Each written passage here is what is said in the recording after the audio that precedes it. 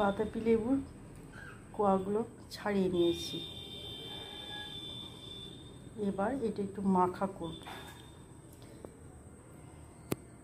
এর মধ্যে দিয়ে দেব বিট লবণ, সামান্য চিনি আর একটু লঙ্কা গুঁড়ো।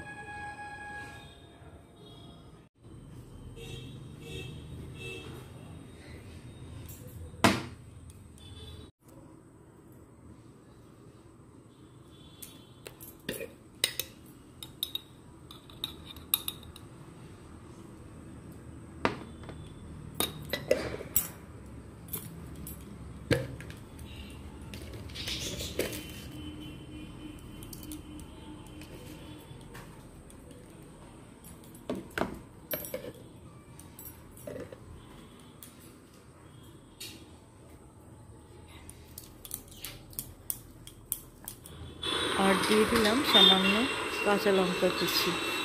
এরপর ভালোভাবে মাখিয়ে নিয়ে 5 মিনিটের জন্য রেস্টে রেখে দেব। বেশিক্ষণ রেস্টে রাখলে কিন্তু তেতো হয়ে যাবে, সেই জন্য 5 মিনিটই যথেষ্ট।